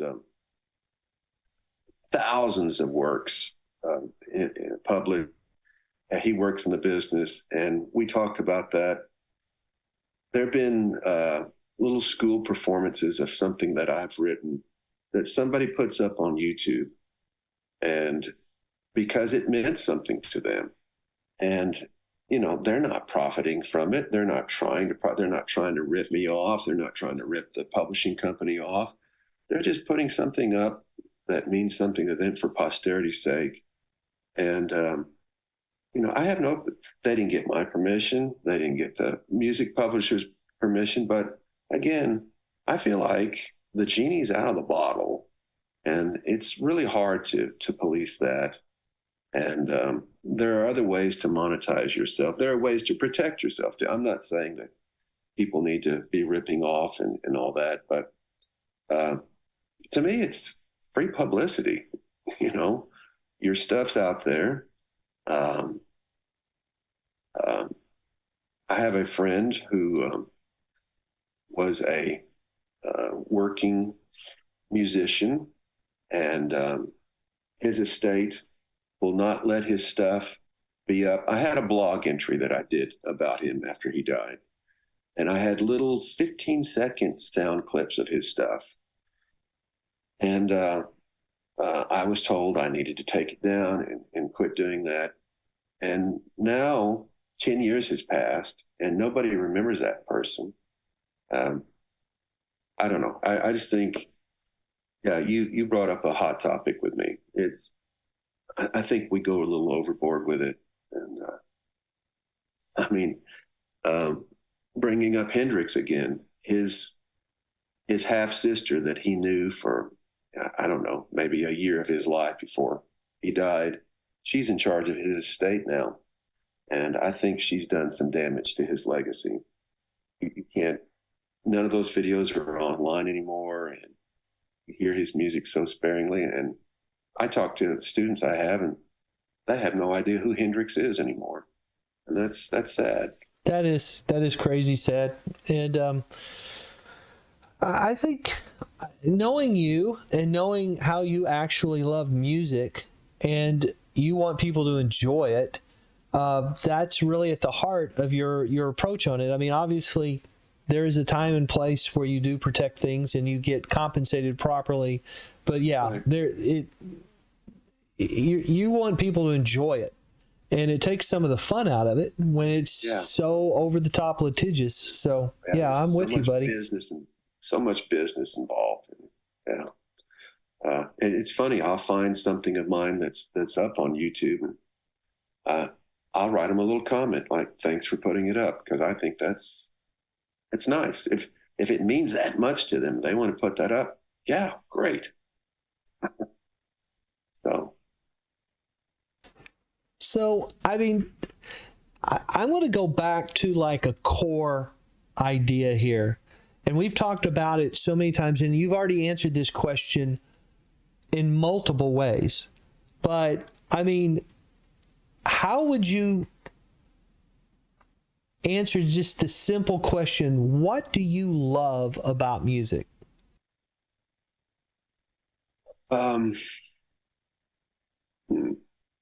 Well, I can give you. We went to New York before the boys were born. In fact, we used to go a lot on a school teacher's salary. We would go see shows and restaurants, and we thought we were adults. And you're not really an adult until you have children, in my opinion. You start thinking of the world differently. But I made a conscious decision that I was going to say, who am I aside from music? Who am I aside from playing the horn? What is there a me aside from that? So we were in New York for 2.5 weeks, and we did all kinds of things, and I got in touch with that. I know I'm getting existential here, but I got in touch with that other person. But I also said, I miss music. I miss being around it. You know, I still have my horn out from last night when I was playing with my son. I haven't warmed up today, but you know, this simple act of, I hope I don't overload your mic, just making a sound. Did you just play? Yeah, sorry. Did that overload you? No, yeah, I mean, Zoom didn't let it through. Oh, it didn't? Oh, okay. Okay. Well, yeah, that was crazy because I was waiting for it. It's like, wow. But I miss, when I don't do it, I miss it. And I know you said I kind of started out serious, but as I said, my oldest son had just, in fact, I think my youngest son had just been born. And I'd had some X-rays and some MRIs because I was having some health issues at the time, and they found a shadowy place on my lungs, and that's not good. And I had to wait for days to get the official report back, and so there was 2 or 3 days I was going around just so empty inside, just feeling, wow, am I going to be alive to see my sons grow, and am I going to be there for them? And I felt totally empty. And my oldest son asked me to play something on the piano for him. And I sat down, and just the simple act of playing the first chord, like they say, music is healing, all of a sudden woke me up and made me, realize how important music is. So, Dude, that's legit beautiful. mm-hmm. I mean, like I said, I have a lot of fond memories and a lot of fond thoughts about Andy J when it comes to music, but that was beautiful. That was Well, yeah. I mean, and I had to figure out what it was he wanted me to play. Some song that we listened to in the car. So I sat down and figured out what the chord was, and just playing a chord, I thought, oh, okay, that's what music does. Yeah. And I preach and teach that all the time at school, but to really realize it to that extent. And of course, I got back the results, and it turned out not to be the serious thing that they were threatening over my head for a while. But thanks for sharing that, man. That's awesome. So the fact that you are an official public figure at a high school, junior high. I apologize. I forgot that. But I taught high school for 9 years. Right. Yeah. In school, I was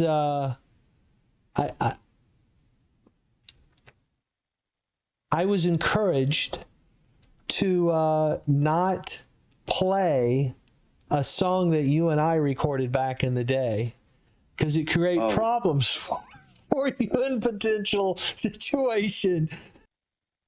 Hey, before we hit that, I don't know if it's possible. I know we're live. I don't suppose I could run to the restroom. Hey, you know what I'm going to do?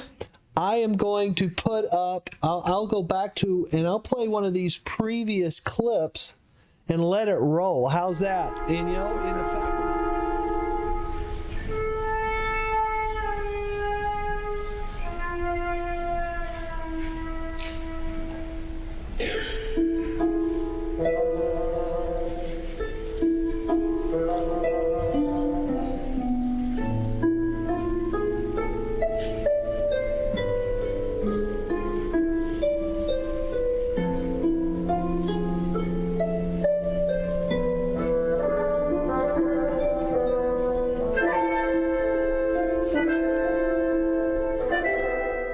guys, those of you guys are live that are listening in, I know that not everybody, very few people are actually chatting, but those of you who have been listening and enjoying this, if you don't mind, type into the chat where you're located. I'd like to share some of those locations with Andy so that he can appreciate that. I hope you enjoyed just talking to me, but there have been others listening in, and it's kind of fun. I appreciate people showing up, and like I said, we're going to put all the tracks that are that we've been referencing, and some of the ones we didn't play. I'll have those on a page, and the website that is not complete, I think you can pull it up, but it's not what it needs to be yet. But it will eventually have what I want on it. Is musicquest.jmattwallace.com. I believe that's it. So, yeah, I appreciate people checking in and listening and hanging out with us today. And let's see. What are you looking at, Andy J? I was going to send you the Pizza America spot if you didn't get that. Did you send it to me and I just missed it before originally? May have. Apologies, man.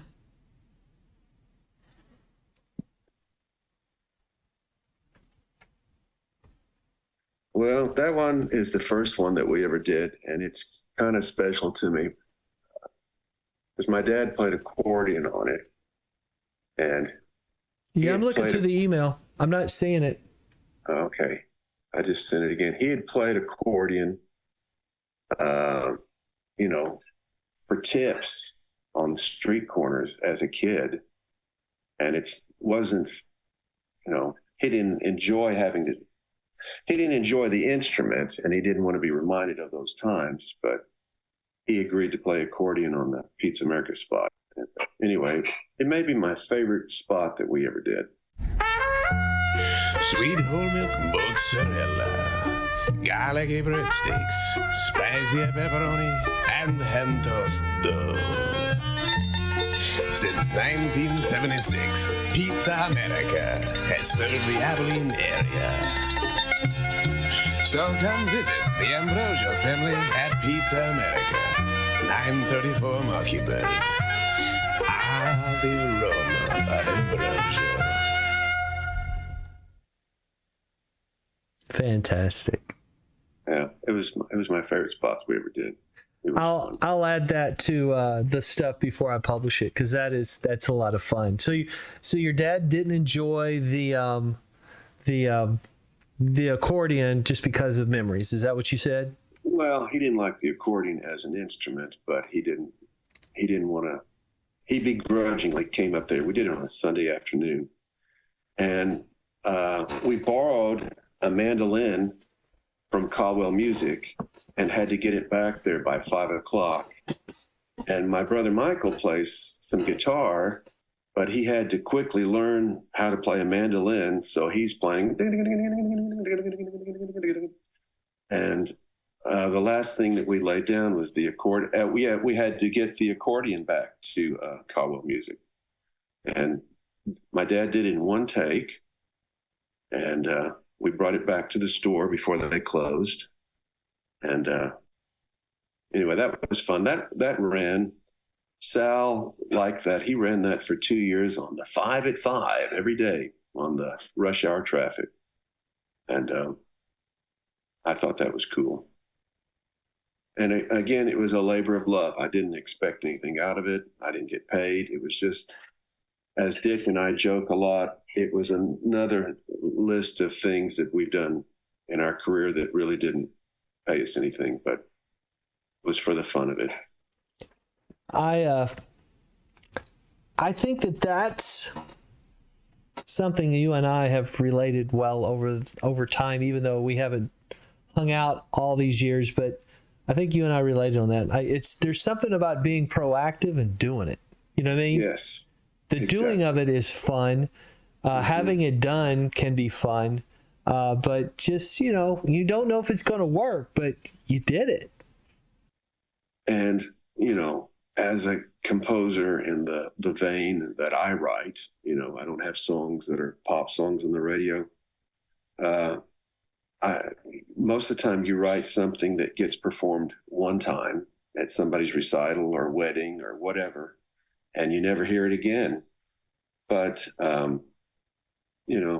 you can't let that discourage you and say, well, you only get played one time. There's some things you do for the moment, for yourself. It's like Michael Palin always said, we wrote the movies for ourselves. We made ourselves laugh. We didn't really think if anybody else was going to enjoy it or not. And I really relate to that. Did you see that comment? My sister-in-law didn't have to retake her theory at North Texas because she learned it from your dad. Oh, okay.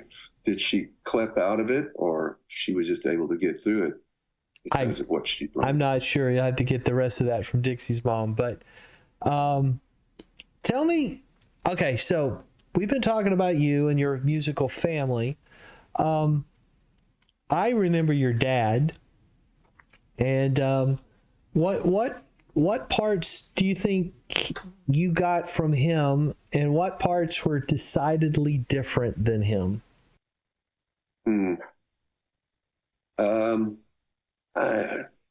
I believe that's a good question. He was a much more learned composer than I am. Like I said, there's a lot of things I do by ear I mean, instinctively. Not that he didn't do that either, but I mean, I found some one sheets that my dad had written in the 50s. And one sheets, they were just chord charts with lyrics. And I found corresponding letters. He had sent them off to publishing companies and tried to they were essentially pop music. He was trying to get some stuff published. And I've put them in a music notation program, Sibelius, so that I have them. And you play them back, and I think there's a reason they didn't get published, because I don't think that was my dad's forte. There wasn't a hook in them. There wasn't really a melody, or popular melody that the general public would get. And that's something, maybe I'm deluding myself, but that's something I feel like I have a knack for, is writing a hook. That's always appealed to me. And I didn't really relate to my dad for the longest time. Like I said, he was that, well, to an extent, he was that old German owl that, I will have no crooners in my house. And then finally says, go on and sing about the Moona and the Juna and the Springer. I developed an appreciation for pop music. You remember that cartoon? Oh yeah, I definitely know that cartoon. Here, the other thing that Mother Merm, the people who are on Twitch who know Mother Merm, my wife, when she was in college, I cannot do this justice, but she always said that she had told your dad that she wanted to play the saxophone. Okay. And his response was, those are for harlots. Are you serious? Those are for harlots. I can hear him saying that, and saying it in a way that he could get away with, maybe even in today's day and age. Those are for harlots, and you don't need to play that, Miriam. Yeah, I can hear him saying that. That's funny. Yeah, that sounds like something he would say. So I wanted to share with you briefly something that's not critical, but you might find amusing. There are always people who are on Twitch channels that are lurking. That means they are listening and watching, but they're not interacting in chat and stuff like that. But for the people who did respond, I asked, in chat, where's everybody listening from, so I could share that with you. Well, I got Kyrgyzstan, I got upstate New York, I got here at the Gap, Rogers, Arkansas, and a couple from San Antonio. Those are the ones that actually responded. So that's cool. Yeah. Wow. How do you have such a far-reaching fan base? Well, I mean, Miriam's been doing twitching since over 2 years now. We started in 2020 because of the whole pandemic thing and not having any gigs, and I've been helping her with that. I only streamed live last Friday on my channel for the first time. So this is only my second stream. The fact that there's anyone at all on my channel live is fantastic. So, my son's making fun of the fact that I use the term twitching.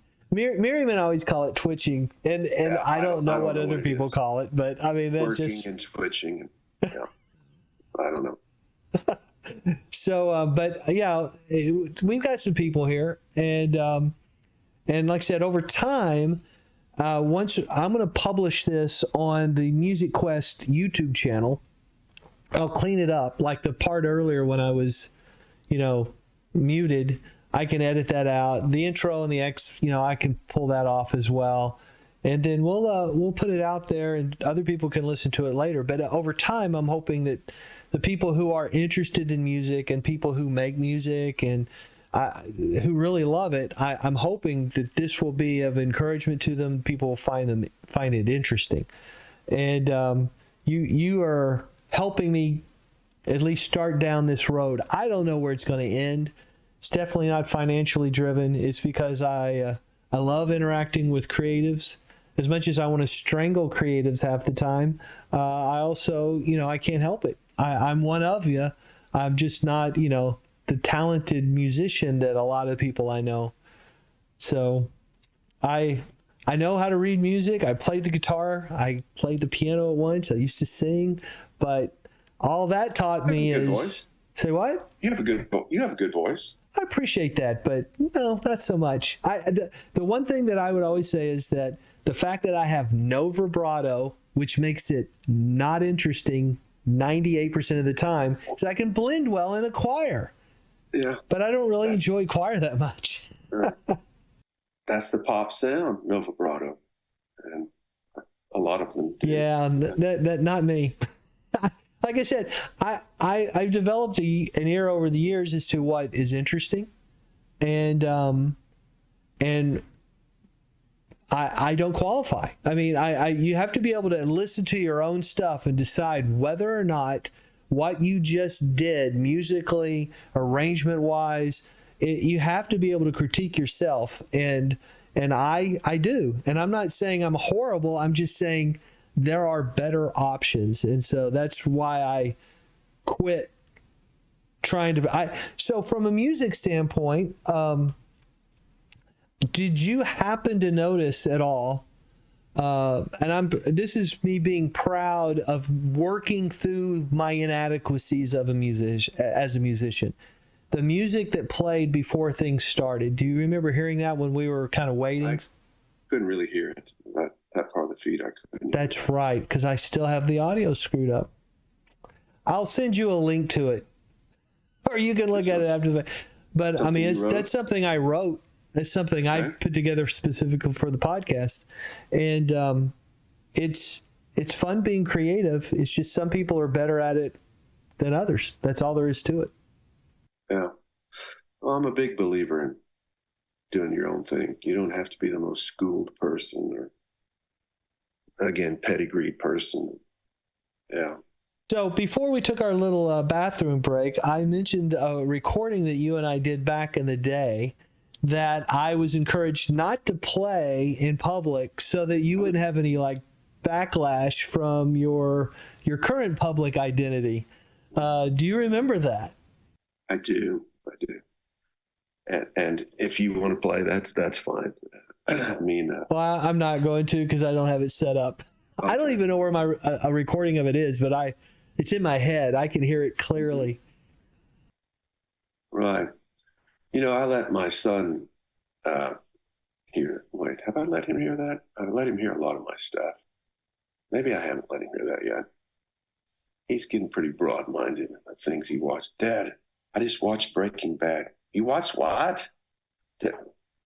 Anyway, yeah, those were good times. I was learning a lot about the studio and doing things, and working with Brian and watching him put things down, and yeah, those are good times. Those are good memories. And Randy McCoy. I was learning about the studio from that dude. Did me a solid when I did not know how. I mean, he was a good dude. I liked him a lot. Mm-hmm. I don't remember how good of an engineer he was, but he was a good, solid guy to hang out with. He had a feel for it because he had just a feel for it, a good ear. I don't know about the technical side, I mean, I couldn't speak to that, but I felt like the things I did with him came out sounding good. The thing he did for me that was incredible is when we first got our initial recording set up, he sold us a Sennheiser 441 and the Sennheiser 421 for a sum of $400. And at the time, that seemed like a crazy amount of money. And in retrospect, that was a steal. Right. Still have, I think, I don't know if the 421 survived or not. Jake, do you remember? Jake is online, or he was earlier, but I still have the 441 for sure. And I think we still have a 421. And yeah, either one of those by themselves was worth $400. Right. And so as a horn player, I guess did you have any particular microphones that always seemed to be the one you would prefer if you were going to have a choice? There's an AKG something or other. I'm sorry, I don't know the number. There's an AKG that I've used a lot for horn stuff. Again, the person, you really need to get Dickie on here. You guys could talk equipment for the entire time. Man, he knows some stuff. We did, in fact, I'll send you another thing. We did a project. You remember the jazz project that you and I worked on for a while, that we never really finished? I think I remember. Well, I took another stab at it a few years after that. And I was a jazz musician, and I had lived through all these different eras of the jazz world. And I kind of lived in the 20s as a child with my family playing. And then older, I lived through the big band era, and then the bebop era, and then the cool jazz. And I wrote all these different styles of music from all these different eras. And when we recorded music in the 20s, Dick found an old ribbon mic. I think I'm saying the right term. An old, like 90-year-old microphone. And that's what we recorded that on.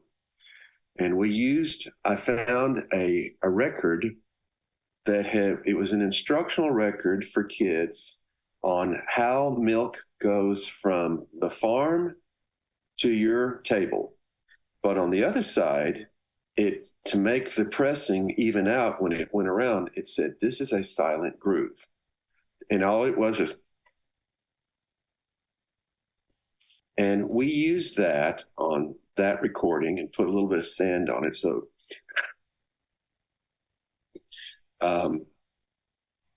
where was I going with this? What was your question? We were talking about favorite recording microphones. Yeah. But like I said, you ought to get with Dick. He's still got that. He actually has it in a glass case, because that was our. Oh, that's cool. Jake pulled up in chat the remake of the 441 is $900, so not even the original 441. And then the 421 by itself is worth $400. So the reason why I thought of that is the 421s. A lot of times you see those on horns. People use those for horns. So. Yeah, I can see it from here in my bookshelf. It's an AKG something or other. Very cool. Yeah.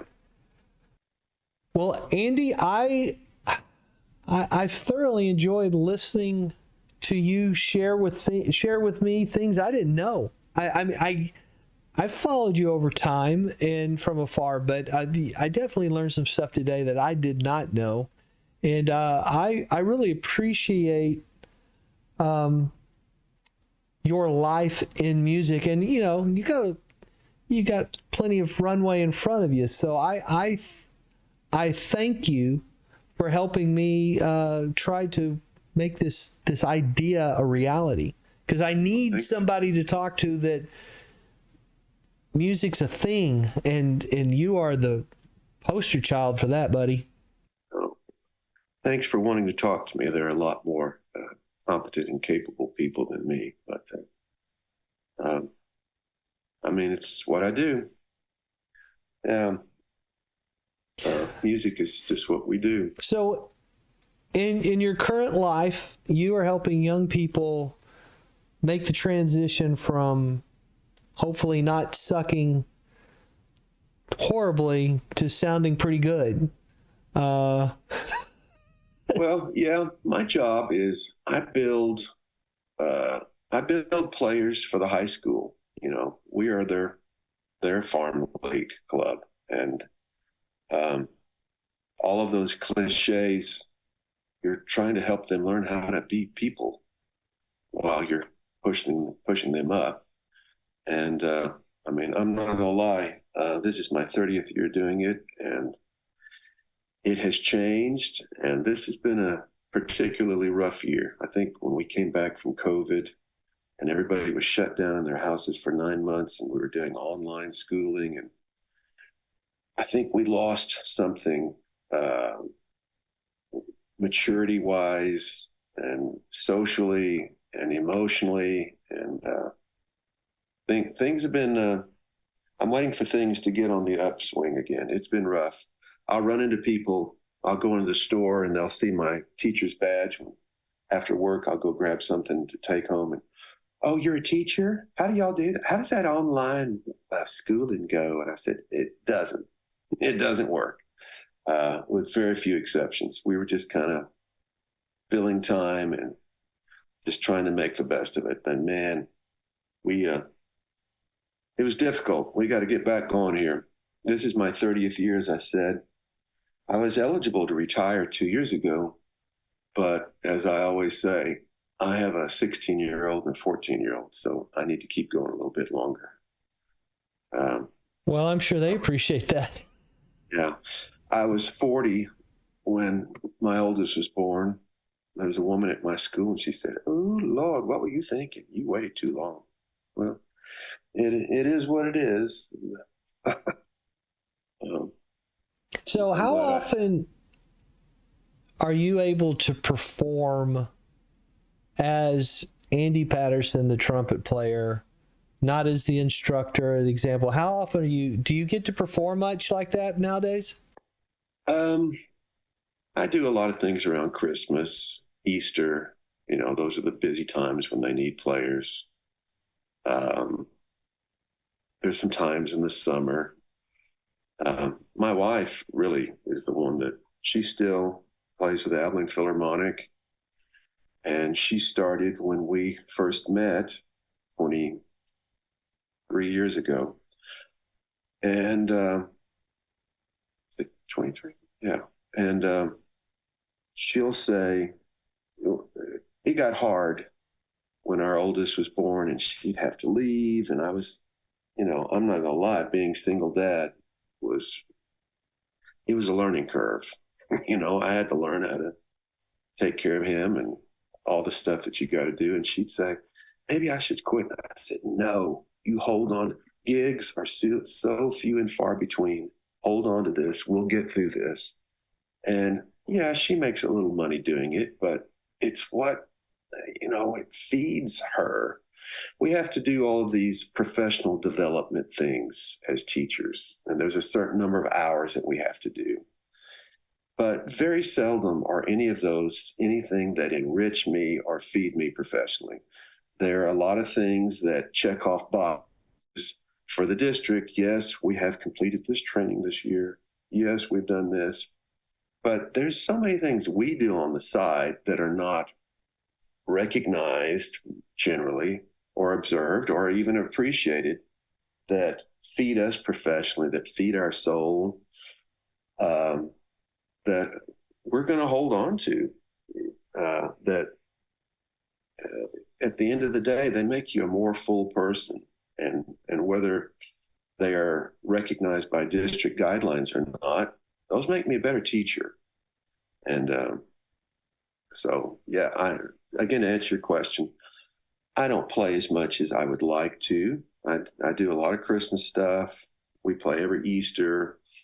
One of those pictures on there is my son 3 years ago, and then how much he's grown 3 years later. He's almost as tall as me now. And, but I cherish those times when I get to play in church and weddings and funerals even. Speaking of, I haven't mentioned this, but do you remember playing at our wedding? I do. Do you remember what happened when you played at our wedding? Do you remember who you were playing with? Was it Dr. Campbell or Tom Thompson? Ronnie. Ronnie Bissett? I think the two of you guys played trumpet. Oh, okay. Yeah, Ronnie just retired. He was a couple of years later. You guys, I think you said, "Oh yeah, we forgot our music." Oh, did we really? I guess we made it work. Oh, you nailed it. I mean, I was probably distracted at the time anyhow, but y'all played. Is it trumpet volunteer? Yeah, Ronnie. Yeah, I haven't talked to Ronnie in years. He just retired. Was a music fine arts supervisor down in the Valley someplace. Yeah, I haven't spoken to him in years.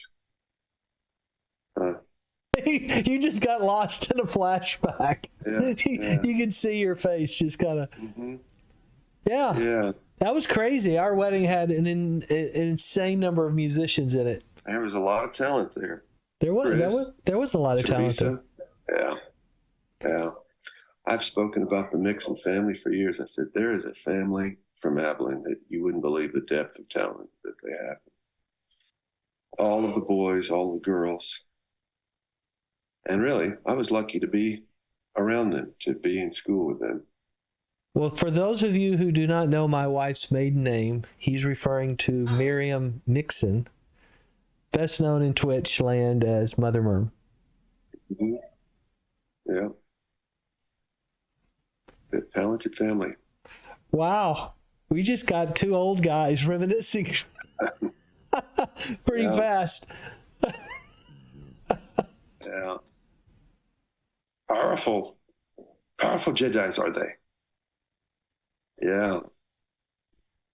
Well, really? I'm going to let you go, buddy. I appreciate it. I really do. I thoroughly enjoyed it. I hope others will as well. Lots and lots of love coming your way. Let me see. Let me see if you can see that one. Read that. Lord bless tonight. That's nice. Do you know who Dixie's mom is? I'm assuming, is that Dale? She has a dog named Dixie. Oh, okay. And because she's equitable, she wouldn't definitely say Mother Merm's mom or Teresa's mom. She got to be fair across the board, so she went with the dog's name. Well, teaching school all these years, it's not the building, it's the people, it's the families, and the Mixon family, what they were to Abilene. I mean, that's what helps make the place. Yeah. You've blessed me, and all of the people who are on here. If you've been listening this whole time, or if you watch this after the fact, if you don't mind, follow the channel. I'm going to be trying to stream on Friday afternoons, and then also whenever I can scare up the interviews. So I do appreciate you joining, checking it out, sharing with others. Follow when you can. At some point, maybe somebody will actually subscribe. But I do appreciate you, Andy, for hanging out with me, answering some questions, sharing some memories, talking music. I love it. And this is exactly the kind of thing that I've hoped that we'll be able to do more of. And you're going to keep us posted on your projects, right? Yeah. Yeah. Again, thanks for considering me good enough to be on your Good enough. show. Oh my gosh. Like I said, you're the poster child. Music and Andy. Like that. Right? I mean, you can't help it. You're so far in. It's like talking to a fish about water. I mean, they're like, they don't know anything else. They don't even realize it's there. It's around you all the time. Right. Yeah. Well, it was fun. I appreciate it, and I'll look for more of your stuff. All right, here we go, buddy. Thanks a lot. This is going to be us signing off on episode number 1. Andy Patterson. Thanks a lot, buddy. Check you guys later.